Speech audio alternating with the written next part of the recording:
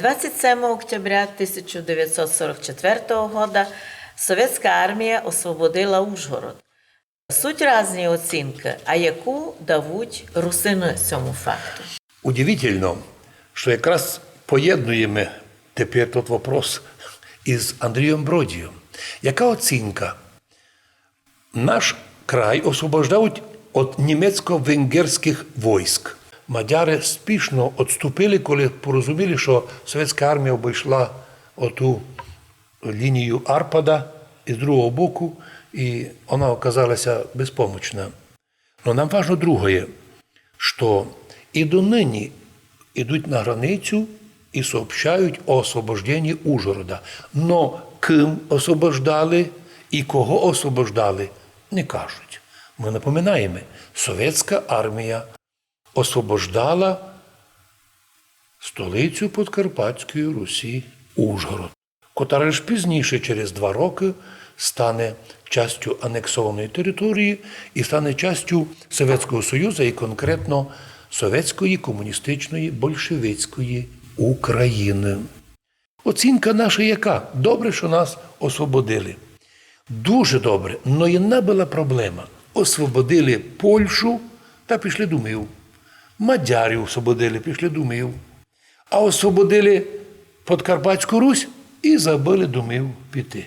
В період воєнних дій вони вирішили зробити перший з'їзд народних комітетів, а він був вже сам по собі незаконний, був у районі бойових дій, коли не є ніяких прав, а діє воєнна адміністрація. А тому Сталін то поняв, що вони зробили дурницю, і ні во що не вмінив перший і останній з'їзд народних комітетів, а задумав, зліпив.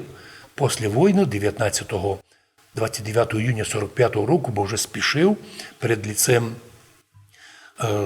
договорів по новій європейській границі, договор про Закарпатську Україну, яку ми згадували, що в ній прописано, що приєднується до Совєтського Союзу не Карпатська Україна, не Закарпатська Україна, а Подкарпатська Русь як частина федеративної Чехословакії. Ми віримо, що наш край одновременно в складі совєтських військ була і знаменита армія Людвіга Свободи.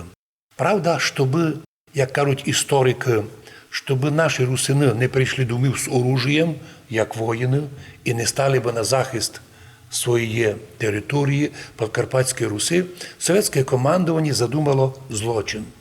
Воно не пустило наших русинов освобождати Подкарпатську Русь, а кинули наших хлопців на Дуклю, де такі були німецькі оборони укріплені, що косили наших хлопців, і так були безсмислені тільки жертви. Там, звісно, пострадали і руські, і українці, і білоруси, але русинів там практично було прямо цілеспрямовано було направлено, щоб простих русинов-воїнів, які пережили совєтські концлагеря, пройшли війну, до речі, освобождали Київ.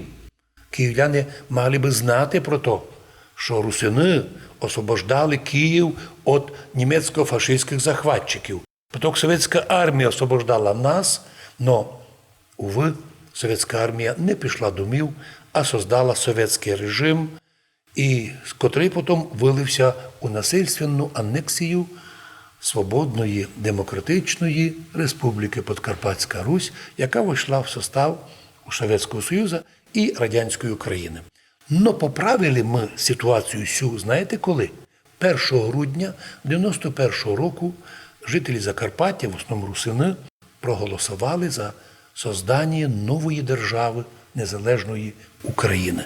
Це поки до сьогоднішній день єдиний документ, який юридично определяє волю русинов жити у незалежній Україні. Но треба не забути, що той референдум до кінця нині не реалізований. Лише у частині першій, а там друга частина ще є, за котру, уви, коли я то прочитав на другому конгресі Європейського в Мукачеві, моментально, лише то прочитав, возбудили головне діло. Тому не є злочина, щоб поминати історичні назви, історичні события. Ну, ви такі сме сьогодні є перед лицом незнайків історії, перед лицом людей, злочинів, які дають команду, порушують права людей, зокрема і русинів Закарпаття.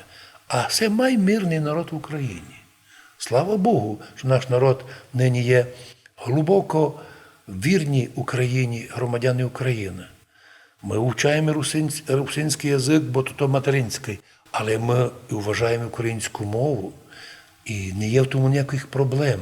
Не було ніяких міжконфесійних, міжнаціональних треній. Но з нашого боку не було, а в бік наш донині якісь фантазьори у спеціальних службах пускають чутки. Тут не є чесних людей в Закарпаттю. Усі сепаратисти і контрабандисти. Ми відповідаємо, ми не сепаратисти і не контрабандисти. Наша земля достатньо нас прокормити. Наші руки, таланти наших людей построїли пів Росії і пів Європи. О чому ви говорите наші бідненькі опоненти?